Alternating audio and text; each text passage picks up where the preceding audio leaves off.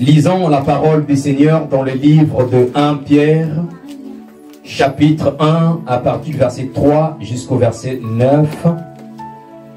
1 Pierre, chapitre 3, à partir du verset 9. J'ai lu la parole du Seigneur. Béni soit Dieu, béni soit le Dieu et Père de notre Seigneur Jésus-Christ, qui, selon sa grande miséricorde, nous a régénérés pour une espérance vivante, par la résurrection de Jésus-Christ d'entre les morts, pour un héritage incorruptible, sans souillure, inaltérable, conservé dans les cieux pour vous, qui êtes gardés par la puissance de Dieu, par la foi, pour un salut qui est prêt à être élevé au dernier temps. Verset 6. En cela, vous vous réjouissez tout en étant affligés maintenant pour un peu de temps par diverses épreuves. Si cela est nécessaire afin que la mise à l'épreuve de votre foi, bien plus précieuse que celle de l'or qui périt et pourtant qui est éprouvée par le feu, se trouve être un sujet de louange, de gloire et d'honneur dans la révélation de Jésus-Christ. Lui que, sans l'avoir vu, vous aimez, et croyant en lui, bien que maintenant vous ne le voyez pas, vous vous réjouissez d'une joie ineffable et glorieuse, recevant ce qui est le but de votre foi, le salut de l'âme. Amen. C'est que le but de votre foi qui est le salut de l'âme. Et dans certaines versions, on parle le prix de la foi. Le prix de la foi. Amen. Amen. Vous pouvez vous asseoir. Merci beaucoup. Gloire au Seigneur. Alléluia. Et donc, je disais que l'apôtre Pierre, dans son premier épître, il a écrit plusieurs thématiques. Plusieurs thématiques. Et dont nous avons eu l'occasion ou l'opportunité de voir. On a vu quelques thématiques. L'apôtre Pierre a parlé de la régénération divine. Il a parlé de l'élection divine ici. L'élection divine. Il a parlé de la régénération que nous avons vue dimanche dernier. L'élection divine. Ensuite, il a parlé de la régénération divine. Il a aussi parlé de l'obéissance. Rappelez-vous, on avait parlé ici les 4 types d'obéissance. Il a parlé de l'obéissance. Il a parlé de la foi. Il a parlé de l'amour. Il a parlé des souffrances liées à la persécution des chrétiens. Mais il a aussi parlé des devoirs et des qualités que nous devons avoir. Et parmi les qualités, il a cité la vigilance, l'humilité, la sobriété et aussi l'hospitalité. Et c'est pourquoi ce matin, par la grâce de Dieu, on va parler de la foi. Dont le thème de mon message, c'est le 5 prix de la foi pour rencontrer Jésus. Pour rencontrer Jésus. Aide-moi à dire les 5 prix. Je ne t'entends pas. Aide-moi à dire les 5 prix de la foi pour rencontrer Jésus. Alléluia. Les 5 prix de la foi. Je me rappelle l'année dernière, on a parlé de la foi ici. On a parlé de la foi. Sœur Alexandra, si tu peux revenir, tu laisses l'enfant seul là-bas, s'il te plaît. Nous avions parlé de la foi. Et lorsque nous avons vu le service divin, et ce matin, je vais revenir un peu légèrement sur ce qu'on avait dit, et puis je vais rentrer vraiment dans la pensée de mon message. Et j'avais dit ceci, que la doctrine chrétienne, écoute-moi très bien, la doctrine chrétienne, dans la doctrine chrétienne, la foi est basée sur 2 ailes. Dans la doctrine chrétienne, la foi est basée sur 2 ailes. Sur 2 ailes. La première aile de la foi, c'est l'aile de la certitude de l'existence de Dieu. L'aile de la certitude de l'existence de Dieu. Et parce que nous croyons que Dieu existe, parce que nous croyons que Dieu est vrai, et c'est l'aile qui va nous permettre d'obéir à Dieu, de s'attacher à Dieu. Quelqu'un me comprend? C'est l'aile qui va te permettre d'obéir à Dieu. Parce que si tu crois que Dieu existe, tu vas aussi croire en sa parole. Amen. Et lorsqu'on parle de croire, il ne s'agit pas d'une croyance religieuse. Il s'agit de suivre ce que Dieu a dit. Et donc, l'existence, la croyance de l'existence de Dieu, c'est l'aile qui te permet d'obéir à Dieu et de s'attacher à Dieu. La deuxième aile de la foi chrétienne, c'est l'aile de la conviction, de la confiance en la toute potentialité de Dieu. L'aile en la confiance, en la conviction, en la toute potentialité de Dieu et sa capacité à tout accomplir. Et donc, parce que tu vas croire que Dieu existe, parce que tu vas croire que Dieu est omnipotent, il est tout puissant, parce que tu vas croire que Dieu, il est omniprésent, il est partout, il est présent partout, et parce que tu vas croire que Dieu est omniscient, il connaît toutes choses. Et cette aile va te permettre, c'est ce qui va permettre aux hommes de chercher Dieu lorsqu'ils sont confrontés par des problèmes, de prier et de jeûner. Même quand ils ne voient pas le résultat, ils continuent à jeûner. Pourquoi? Parce qu'ils croient en la toute potentialité de Dieu. Parce qu'ils croient en sa toute capacité de pouvoir agir en toutes choses. Les deux ailes de la foi. Aide-moi dire deux ailes de la foi. Les deux ailes de la foi sont incontournables. Les deux ailes de la foi. Elles sont incontournables. Ça veut dire que tout chrétien doit posséder les deux ailes de la foi. Tout chrétien doit posséder les deux ailes. Pourquoi tout chrétien doit posséder les deux ailes de la foi? La première raison, c'est que c'est pour être agréable à Dieu. Amen. Pour être agréable à Dieu, pour plaire à Dieu. Ça, c'est la première raison. La deuxième raison, c'est pour être conduit par le Saint-Esprit et naviguer dans les hauteurs de l'Esprit de Dieu. En d'autres mots, si tu veux être utilisé par Dieu, si tu veux être utilisé par le Saint-Esprit, tu as besoin du deux ailes de la foi. Dans le livre des Actes 10, Acte 8, la Bible nous parle d'un grand magicien. Il s'appelait Simon. Simon faisait beaucoup de miracles dans la ville de Samarie. Il épatait le peuple. Le peuple disait que, oh, c'est la puissance de Dieu. Mais lorsque Simon rencontre l'évangéliste Philippe, il voit la véritable démonstration d'Esprit Saint. Que va-t-il se passer? Simon va accepter Jésus comme Seigneur et Sauveur et Simon va se faire baptiser. Pourquoi? Parce que Simon a vu ce que lui il faisait, il y avait une grande différence. Les hauteurs du Saint-Esprit. Si tu veux opérer dans les hauteurs du Saint-Esprit, si tu veux que le Saint-Esprit t'utilise, tu as besoin de deux ailes de la foi. Actes des Apôtres, chapitre 10, verset 38, il est écrit: vous savez comment Dieu a oint du Saint-Esprit et de force Jésus-Christ de Nazareth, qui allait de lieu en lieu, faisant du bien, guérissant tous ceux qui étaient sous l'emprise du diable. Jésus naviguait dans le hauteur du Saint-Esprit parce qu'il avait les deux ailes de la foi. Amen. Les deux ailes de la foi sont importantes.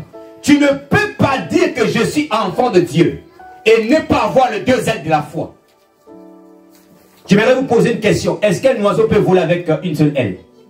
Non, impossible. De la même manière qu'un oiseau ne peut pas voler avec une seule aile, un chrétien ne peut pas marcher avec Dieu agréablement. Un chrétien ne peut pas être utilisé par le Saint-Esprit comme il se doit s'il n'a pas deux ailes de la foi. En vérité, les deux ailes de la foi, c'est le seul moyen par lequel nous sommes agréables à Dieu.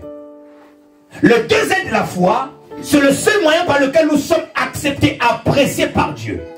Si tu n'en as pas, tu ne peux pas être agréable à Dieu. Si tu n'en as pas, tu ne peux pas être accepté par Dieu. La Bible dit ceci. Dans le livre de la Genèse, Adam et Ève, au départ, ils avaient deux ailes de la foi. Amen. Ils avaient deux ailes de la foi. Mais que va-t-il se passer? Adam et Ève, un jour, le serpent rentre dans le jardin. Le serpent parle à Ève. Le serpent dit à Ève, savez-vous que si vous mangez de ce fruit, Dieu sait que le jour où vous en mangerez, vous deviendrez comme de Dieu. Donc le serpent leur tend la perche, l'amorce. Et Ève va regarder le fruit, elle va être attirée par le fruit. Elle va prendre le fruit. Quel était l'objectif? Quel était le but? Parce qu'elle voulait être égale à Dieu. Elle ne voulait pas ressembler à Dieu pour être dépendant de Dieu, mais elle voulait ressembler à Dieu pour être indépendant de Dieu. Et dès l'instant que l'homme et la femme ont mangé le fruit, l'aile qui leur permettait de s'attacher à Dieu, de chercher Dieu, a été cassée. Et Adam et Ève se retrouvent avec une seule aile. Et ipso facto, ils sont devenus désagréables. Et parce qu'ils sont devenus désagréables, Dieu les a fait quoi? Chasser du jardin. Tu ne peux pas être agréable à Dieu si tu n'as qu'une seule aile. Non, c'est impossible. Il faut l'aile qui te permet de croire en l'existence de Dieu. Mais aussi l'aile qui te permet de croire en la capacité, en la toute potentialité de Dieu, que Dieu peut faire quelque chose. Lisons la Bible dans Hébreux chapitre 11, verset 6. Hébreux 11, verset 6. Un très beau texte que j'aime beaucoup. Et qui contient beaucoup de révélations qu'il n'y aurait pas beaucoup de chrétiens. Hébreux 11, verset 6. Il est écrit ceci. Or, sans la foi, il est impossible de lui être agréable. Car il faut que celui qui s'approche de Dieu croit que Dieu et qu'il est le rémunérateur de ceux qui le cherchent. La Bible dit ceci, car il faut que celui qui s'approche de Dieu croit que Dieu existe, première aile, et qu'il est le rémunérateur de ceux qui le cherchent, deuxième aile. J'étais en train de dire que j'aime beaucoup ces textes. Pourquoi j'aime ces textes? Pas parce que le texte nous révèle que la foi a deux ailes, mais au-delà de la révélation que la foi a deux ailes, le texte va plus loin. Le texte nous montre ici le rapport, l'alliance qui existe entre la foi et la prière. Remarquez, il est écrit quoi au début? Il dit, car, or sans la foi, la Bible commence, le verset commence par or sans la foi, mais termine par quoi? Par ceux qui le recherchent. L'expression ceux qui le recherchent, en fait, nous parle de la prière. Donc, ce verset est en train de nous montrer ici qu'il y a une corrélation. Il y a un lien qui existe entre la foi et la prière. Amen. Qu'est-ce que j'essaie de dire? Ce que je veux te faire comprendre, c'est que tu dois savoir que la foi, sans la foi, ta prière ne peut pas être efficace. Sans la foi, ta prière ne peut pas être puissante. C'est-à-dire, pour qu'une prière soit puissante, efficace, pour qu'une prière puisse voir les résultats, il faut la foi. Et de la même manière, il n'y a pas de foi puissante si on n'est pas un homme de prière ou une femme de prière. Tu parles à quelqu'un? Amen. Tu ne peux pas dire que ma foi elle est puissante. Non, si tu n'es pas un homme de prière. Les hommes de foi sont des hommes de prière. Et les gens qui voient les résultats dans leur prière, ce sont des gens qui ont aussi la foi. Amen. Ce sont deux éléments qui marchent ensemble. Qui marchent ensemble. Un autre texte qu'on va lire. Deux textes. Qu'une personne me prépare. 1 Pierre chapitre 5 verset 8. Et je vais lire 1 Pierre chapitre 4. Écoutez ce que l'apôtre Pierre va dire. Aujourd'hui on va célébrer l'apôtre Pierre. Il dit ceci. La fin de toutes choses est proche. Il dit, la fin de toutes choses est proche. Soyez donc sages et sobres pour vaguer à la prière. Quelqu'un me suit? Il dit, soyez donc sages et sobres pour vaguer à la prière. Est-ce que quelqu'un sait ici que la fin de toutes choses est proche? Quelqu'un sait ici? J'étais en train de dire que Jésus va revenir bientôt. Je m'entends là-bas? C'est bon? Jésus va revenir bientôt. Alléluia. Mais il ne reviendra pas pour tout le monde. Il reviendra pour ceux qui vont payer le prix de la foi. Amen. Il va revenir pour ceux qui vont payer, le prix de la foi. Donc, l'apôtre Pierre revient ici, dit, la fin de toutes choses est... Suivez-moi. La fin de toutes choses est... Il dit, soyez donc sages et sobres pour vaguer à la... regardez vos Bibles, à la prière. Mais il va rajouter dans le chapitre 5 au verset 8. Dans le chapitre 5 au verset 8. Qu'est-ce qu'il va rajouter? Quelqu'un peut nous le lire s'il vous plaît? Qu'est-ce qu'il rajoute? En fait, les deux passages parlent de la même chose. Sont complémentaires. Quelqu'un peut nous lire le chapitre 5 verset 8? Soyez sobres, veillez. Votre adversaire le diable rôde comme un lion rugissant, cherchant qui dévorera. Encore un peu plus loin. Résistez-lui avec quoi? Avec une foi ferme. Tu peux t'arrêter, merci beaucoup. Il commence par dire soyez sobres. Mais lorsque l'apôtre Paul dit soyez sobres, dans le chapitre 4 verset 7, il nous montre de quelle sobriété dont il s'agit. Il dit, dans le chapitre 4 verset 7, il dit, soyez sobres, soyez sages et sobres pour vaquer à la prière. Mais ici, il est en train de nous dire, on peut résister au diable par quoi? Par une foi ferme. La foi ferme, c'est quoi? C'est une foi qui s'attache à Dieu. Parce que l'apôtre Jacques a dit ceci. Il a dit, attachez-vous à Dieu et résistez au diable, il fuira loin d'eux. Toi qui veux lutter contre les esprits non, dans ma famille, il y a beaucoup de ceci, il y a beaucoup de cela. Tu veux lutter avec ça. Le secret, c'est que si tu veux que ces choses-là s'éloignent, attache-toi à Dieu. C'est l'attachement à Dieu qui va engendrer en toi la foi ferme.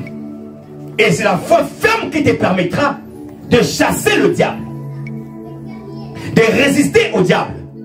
Mais cette foi ferme-là, elle trouve aussi son appui dans la prière. C'est pourquoi dans 1 Pierre 4 verset 7, il est écrit, soyez sages et sobres pour vaquer à la prière. Tu ne peux pas résister si tu n'es pas un homme de prière. Donc pour que ta foi devienne forte, tu dois t'attacher à Dieu et tu dois être un homme de prière. La foi et la prière marchent ensemble. La foi est comme... La prière, c'est comme le véhicule. On peut le comparer à un véhicule. Mais le véhicule, pour se déplacer d'un point A vers un point B, qu'est-ce qu'il a besoin? Il a besoin du carburant. Vrai ou faux? Pour que tu pars d'un point A vers un point B, ta voiture a besoin de l'essence ou du diesel, je ne sais pas de quoi, ou électrique. Le point A, c'est quoi? Ce sont des combats. le célibat chronique, la maladie. Le point B, c'est la guérison, la délivrance, c'est le mariage, c'est la prospérité financière et autres. Pour que tu fasses ce voyage-là, tu as besoin de la prière, le véhicule. Tu as besoin de la foi qui est le carburant. Alléluia. Tu as besoin de la prière et tu as besoin de la foi. Tu veux vivre dans la prospérité, dans l'abondance, dans la délivrance, dans la guérison. Il faut que tu te lèves de la prière et que tu puisses avoir la foi. Amen. Amen. Alors, quel est mon point dans tout ce que je suis en train de dire? Par rapport à notre message, quel est mon point? C'est que tu dois comprendre. C'est que la première aide de la foi qui te permet de croire en l'existence de Dieu, la foi qui te permet d'obéir à Dieu et de s'attacher à Dieu, cette foi, elle n'est pas la foi intellectuelle, elle n'est pas la foi religieuse, elle n'est pas héréditaire. Est-ce que je vous parle à quelqu'un? Non, je suis chrétien parce que mon père était chrétien, ma mère était chrétienne. La foi qui te permet de croire, s'attacher au pays, elle n'est pas héréditaire. Elle n'est pas religieuse. C'est une foi révélationnelle. Elle vient de la parole de Dieu. Alléluia. La Bible dit ceci, que la foi vient de ce qu'on entend, et ce qu'on entend vient de la parole de Dieu. Elle est révélationnelle. Et cette foi révélationnelle, Dieu nous la donne lorsque nous naissons de nouveau. Et Ephésiens 2, verset 8. C'est par la grâce que nous sommes sauvés au moyen de la foi. Alléluia. Cela ne vient pas de nous, mais c'est un don de Dieu. En d'autres termes, c'est quoi? Lorsque Dieu a libéré la grâce du salut à l'humanité, la grâce du salut était en train de planer. Mais, pour que cette grâce puisse s'exécuter sur la terre, pour que cette grâce puisse s'exécuter sur la vie d'une personne, cette grâce avait besoin de la foi. Alléluia. C'est pourquoi tu peux voir quelqu'un aujourd'hui, Dieu l'avait déjà élu. Dieu l'avait déjà élu. Il était déjà élu dans la présence de Dieu. Dans le ciel, Dieu le connaissait déjà. Mais plus que Dieu le connaissait, Dieu l'a envoyé sur la terre. Et la seule chose que cette personne attend, c'est son appel. Le jour de son appel. C'est-à-dire la grâce du salut est déjà sur la vie de cette personne. Le jour où Dieu fait quoi? Il va envoyer sa parole dans le cœur de cette personne. La parole va créer quoi? Une collision, une foi. Et cette foi va faire quoi? Va faire en sorte que la grâce du salut va s'exécuter dans la vie de cette personne et cette personne est sauvée. Alléluia. C'est pourquoi il ne faut jamais sous-estimer les gens. Même dans l'église, quand tu vois quelqu'un est encore faible, quelqu'un est encore un pied dedans, un pied dehors, quand tu vois encore quelqu'un parfois, tu le tires encore, ne sous-estime pas. Alléluia. Ne sous-estime pas les gens. Donc la foi est importante. Cette foi, elle est révélationnelle. La foi. Mais non, la deuxième aide de la foi, celle qui consiste à croire en la toute potentialité de Dieu, à la toute puissance de Dieu, elle est quoi? Elle est à la fois naturelle, mais aussi surnaturelle. Lorsqu'elle est surnaturelle, on parle du don de foi. Les gens qui croient, quel que soit le problème, ils croient que Dieu va agir. Le don de foi. Mais lorsqu'elle est naturelle, elle est simplement naturelle. Et c'est le cas que le verset que le frère Amel a lu tout à l'heure. Le centenier romain, c'était un centenier romain. Il n'était pas juif. Il a un serviteur qui est malade. Très malade. Qui l'aimait beaucoup.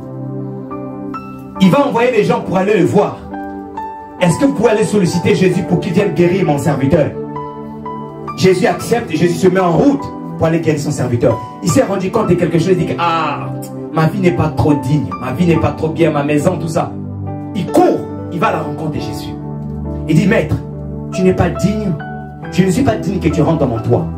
Mais je sais que moi, je suis soumis aux autorités. Mais j'ai aussi des gens qui sont sous mes ordres. Quand je dis à l'un va, il va. Quand je dis à l'un et à l'autre viens, il vient. Il dit à Jésus, dis seulement un mot, mon serviteur sera guéri. Jésus se tournant vers ses disciples dit, je n'ai jamais vu aussi une grande foi en Israël comme j'ai vu de cet homme. La grande question qu'on peut se poser, était-il croyant? Cette grande foi que Jésus a dit là, était-il lié au fait qu'il obéissait à la Torah? Non. Il avait une grande foi naturelle. Cette grande foi naturelle lui permettait de croire que Dieu peut agir, que Jésus pouvait agir dans le cas de son serviteur. Alléluia. Il y a une femme aussi qu'on appelle la femme syro-phénicienne, cananéenne. Son enfant était tourmenté par les démons. Il venait, il criait, fils de David, tellement qu'il criait fort. Les apôtres disaient à Jésus, renvoie-le, il crie trop fort. Jésus se retourna vers cette femme, dit à cette femme, je n'ai été envoyé qu'au brebis perdu de la maison d'Israël. Qu'il n'est pas bon de prendre le pain des enfants et de les donner aux champs. Elle était une païenne. Et les païens en Israël, on les considère comme étant les animaux des champs. Comme l'apôtre Paul disait ici, que lorsque tu n'as pas le Saint-Esprit, tu es un animal. Alléluia.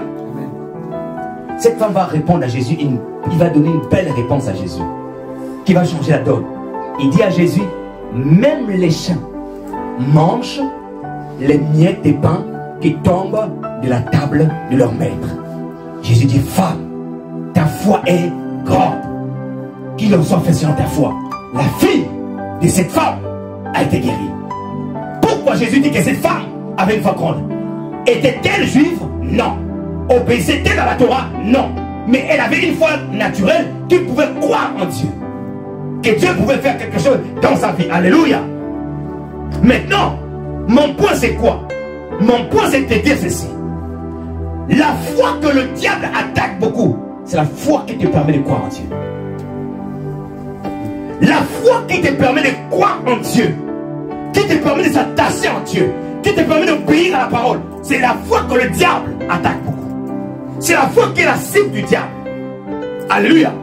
Et cette foi qui est la cible du diable, écoute-moi ce matin. Cette foi, Dieu te l'a donnée gratuitement, par grâce. Mais le devoir ou la responsabilité qui incombe tout chrétien, c'est d'emmener cette foi à grandir. Vous savez pourquoi? Vous savez pourquoi vous devez emmener cette foi à grandir? Hein?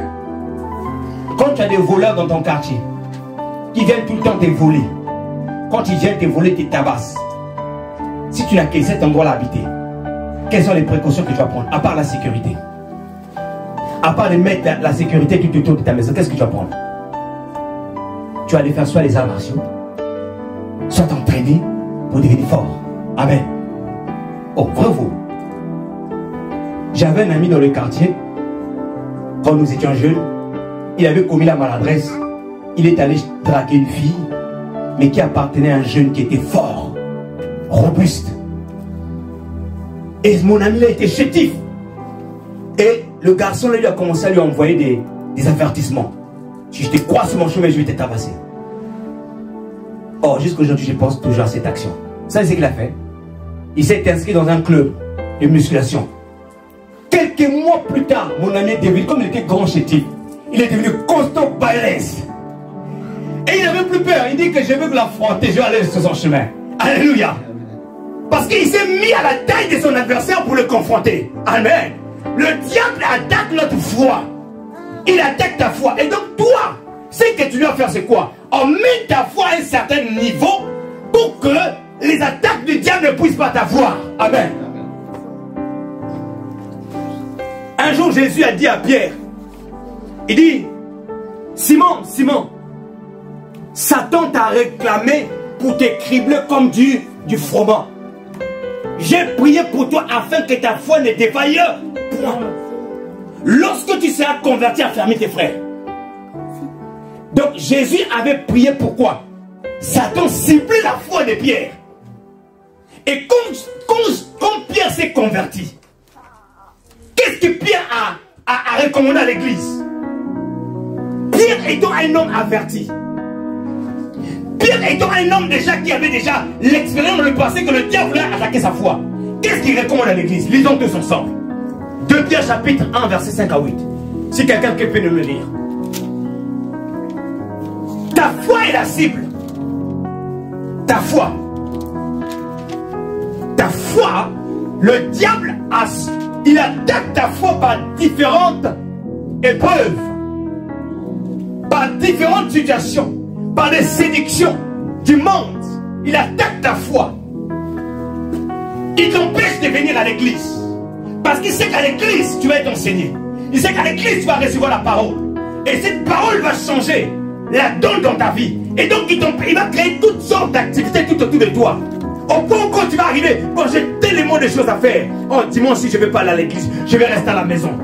Le diable est en train de te faire fuir. Parce qu'il sait qu'à l'église, tu reçois la parole qui fait grandir ta foi. Quelqu'un a trouvé? Une personne, celui qui a trouvé pour nous faire la lecture. 2 Pierre chapitre 1, verset 5 à 8. 2 Pierre 1, 5 à 8. Pour cette raison même. Pour cette raison même. Faites tous vos efforts. On dit quoi? Faites-vous vos efforts. Faites tous vos efforts. Afin d'ajouter à votre foi la qualité morale. Merci, mais attends. Vas-y, on va doucement. Ajouter à quoi? Ajouter à quoi? On dit quoi ici? À votre foi. À votre foi. Il dit faites tous vos efforts. Ça veut dire quoi, faites tous vos efforts? Ça fait allusion à quoi? Se battre. Se donner tout entier. Ça veut dire que la vie chrétienne, c'est pas une vie facile. La foi, elle est importante. Donc tu dois faire tous tes efforts, tellement qu'elle est précieuse. La Bible fait tous les efforts, ajouter à quoi? À la foi, quoi? À votre foi, la qualité morale. On va aller un pas. La qualité morale. Dans certaines versions bibliques, on parle de la vertu. La vertu. L'excellence morale.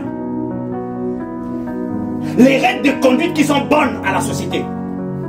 Hein? Quelle est la vie que tu mènes? Est-ce que la vie que tu mènes est agréable à Dieu? Est-ce que les choses que tu soutiens, les valeurs, l'éthique que tu portes, est-ce que la société l'accepte? Ou est-ce que Dieu l'accepte? On dit la bonne conduite. Ajoute à ta foi la vertu. La bonne conduite. Vas-y ma soeur. À la qualité morale. La qualité morale. La connaissance. La connaissance. Amen. La foi vient de ce qu'on entend. Et ce qu'on entend vient de la parole de Dieu. Écoutez-moi. Il y a des chrétiens qui ne prennent pas les comprimés au nom de la foi. C'est très bien. C'est très bien. Mais vous devez savoir une chose. Pour refuser les comprimés que le médecin te prescrit, il faut que tu reçois une parole de Dieu qui te dit ne prends pas les comprimés. Parce que la foi, elle est basée sur quoi? Elle est basée sur la parole. Tu ne veux pas ce que prendre les comprimés, ok, si tu as la conviction dans ton cœur. Mais ne les fais pas parce que l'autre le fait. Amen. Parce que si tu le fais, parce que l'autre le fait, sur la base de quoi? Tout est basé sur la parole. Dieu t'a parlé, ma fille ne prend pas, mon fils ne prend pas. Ne prends pas. C'est ça la foi. Mais quand Dieu n'a rien dit, prends ce que le médecin te donne. Alléluia. Continue. La connaissance, après la connaissance. À la connaissance, la maîtrise de soi. La maîtrise de soi. Ajoute encore, vas-y encore. À la maîtrise de soi, la persévérance. La persévérance. Continue. À la persévérance, la piété. La piété. À la piété, l'amitié fraternelle. L'amour fraternel. L'amitié fraternelle à l'amour. À l'amour. Amen. La persévérance. Bien-aimé. La persévérance. Est-ce que tu es persévérant? Est-ce que... Tu vais t'asseoir, merci beaucoup, ma soeur. Est-ce que tu es persévérante ce matin? Est-ce que... Quand on parle de la persévérance, là, lorsqu'on parle de la persévérance, on parle de parfois des éléments que tu ne peux pas faire de... C'est que tu veux voir mais tu n'arrives pas à voir. Dieu te dit persévère. Persévère. Tu as du mal à te lever le matin pour t'habiller. Dieu te dit, tu fais un pas, tu n'arrives pas, Dieu te dit persévère. Tu as envie de prier 1 heure le matin, tu fais 5 minutes, tu arrêtes. Dieu te dit persévère. Ajoute encore. Vas-y encore. Vas-y encore 10 minutes. 15 minutes. Persévère seulement. N'abandonne pas. Oh non, je n'arrive toujours. Ah, n'abandonne pas. Reste même là. Répète. Prie, prie, prie. Pendant même 1 heure. Donc, il faut ajouter à la foi. L'objectif de tout ça, c'est quoi? C'est juste que pour que ta foi puisse grandir. Ta foi ne peut pas rester au niveau bas. Tu vas subir les assauts du diable. Tu vas subir les attaques. Ils vont te reculer. Aujourd'hui, tu décides de servir Dieu. Ah, je vais servir Dieu. Je vais chanter à l'église.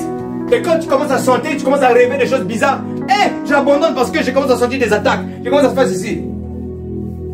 Mais tu ne sais pas que quand tu sers Dieu, ce n'est pas servir le monde. Quand tu sers Dieu, ce sont des choses qui sont spirituelles. Il faut que tu nourrisses ta foi. Ta foi doit grandir. Pour que les songes bizarres, quand tu vas savoir venir les attaques, tu pourras résister à cela. Frères et sœurs, l'apôtre Pierre a, en fait, il a parlé de ça. J'ai dit tout à l'heure parce que déjà il avait l'expérience dans le passé. Il savait que Satan devait détruire sa foi. Mais l'apôtre Pierre a aussi évoqué ça parce que beaucoup de chrétiens pensent que la foi consiste à dire « je crois en Dieu » et ça suffit. Pour beaucoup de chrétiens, c'est ça. Ah, je crois déjà en Dieu, ça suffit.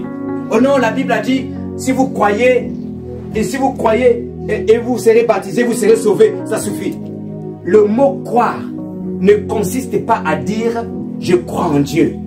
Le mot croire nous introduit dans la notion de s'attacher et de s'obéir à la parole de Dieu. Parce que ça serait tellement facile. Hein? Jacques dit que le diable croit en Dieu et il tremble même. Alléluia. Le diable croit en Dieu et il tremble. Mais est-ce que le diable va être sauvé? Il ne sera pas sauvé parce que la sémence qui est en lui, c'est la sémence du mal. Il est tout le temps continuellement dans le mal. Or, quand tu n'as pas la sémence du mal, tu as une sémence de Dieu.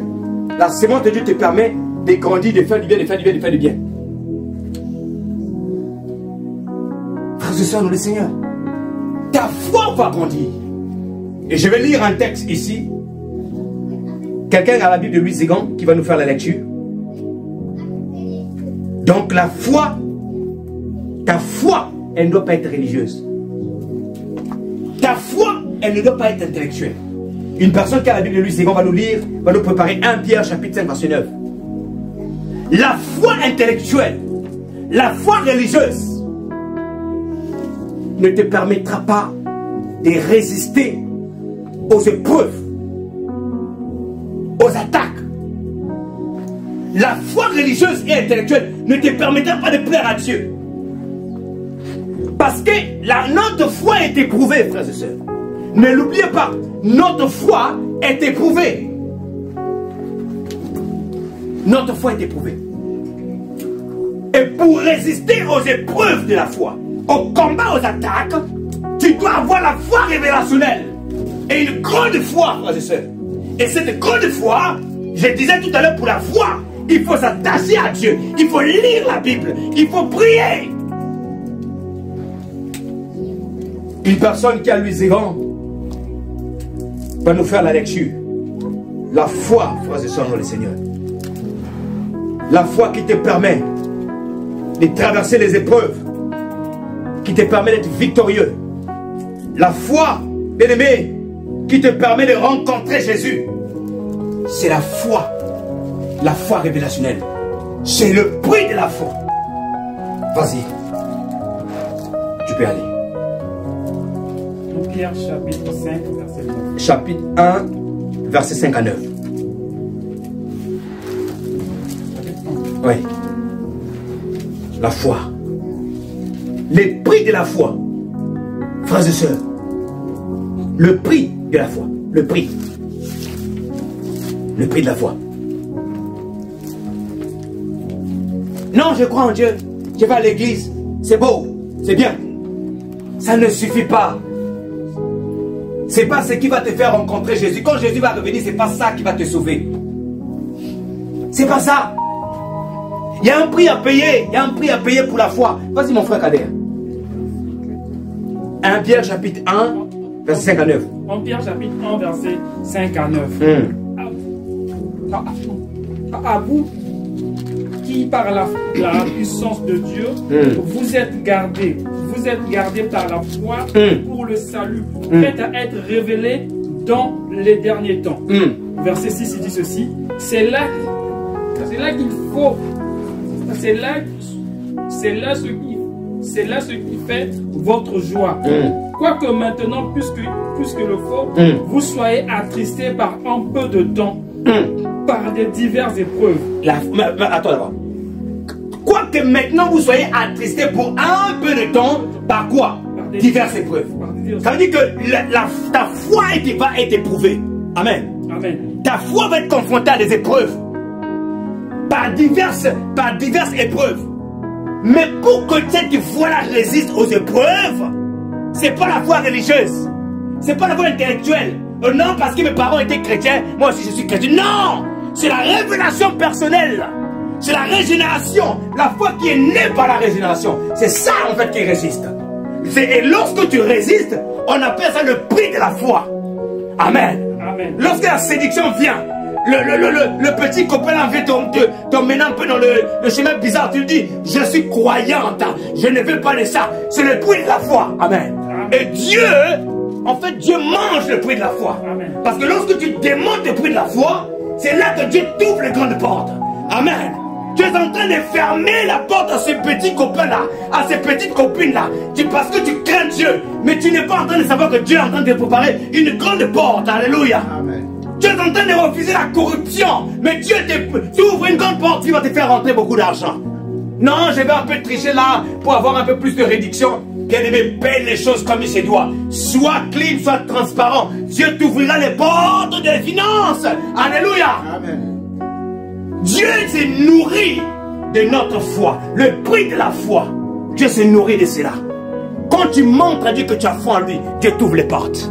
N'emprunte pas le chemin des raccourcis. Non. Démontre que je suis un enfant de Dieu. Je suis une fille de Dieu. Ça, je ne peux pas le faire. Dieu va t'ouvrir les portes. À chaque garçon qui arrive, tu lui ouvres ton corps comme un cadeau. Dieu te regarde et se dit, ma fille, tu ne sais pas, la grâce est là. Il faut seulement la foi. Lorsque tu vas démontrer la foi, la grâce que j'ai mise sur ta vie, du mariage, ça va déclencher. La grâce que j'ai mise sur ta vie, sur les affaires, ça va déclencher. Dieu te dit simplement, la grâce est là. Mais pour que cette grâce rentre en exécution, il faut que la foi vienne. Alléluia. Montre à Dieu que tu as la foi. Mon frère, ma soeur, continue mon frère Kader. Au verset 7, il dit ceci. Afin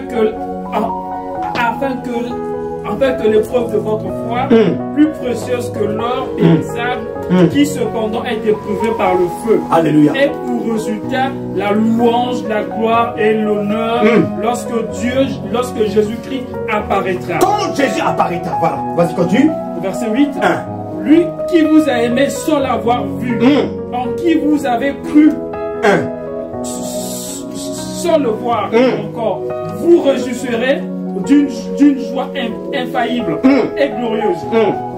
Au verset 9, parce que vous avez, écoutez le verset 9, écoutez le verset 9. Parce que vous obtiendrez le salut de vos âmes pour le prix de votre foi. Ah, merci, arrête-toi là. Vous obtiendrez le salut de votre âme pour le prix de quoi? Le prix de votre foi.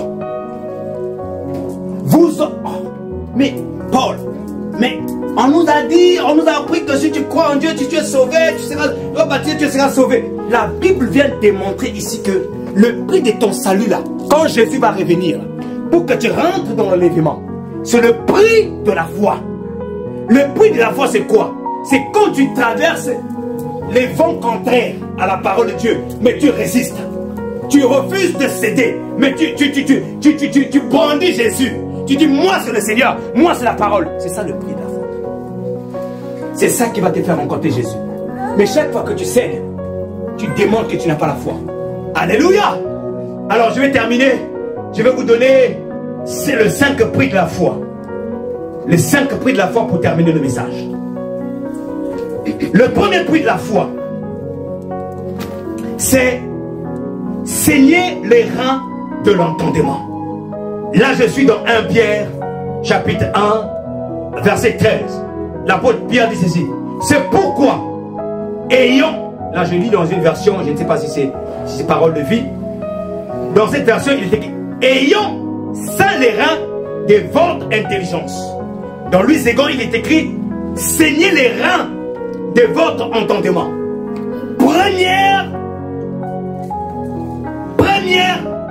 Premier prix à payer, saignez les reins de votre entendement.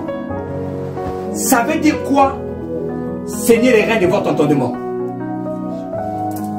Saignez les reins de votre entendement veut dire avoir un esprit en alerte et prêt pour le retour de Christ. Amen. Avoir un esprit en alerte et prêt pour le retour de Christ.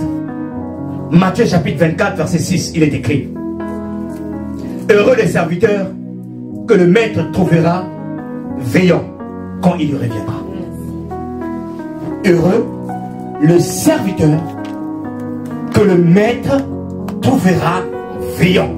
Donc, saigner les reins de l'entendement nous renvoie à la notion de la vigilance. Nous sommes à une époque où il y a beaucoup de séduction. Nous sommes à une époque où il y a beaucoup de tentations.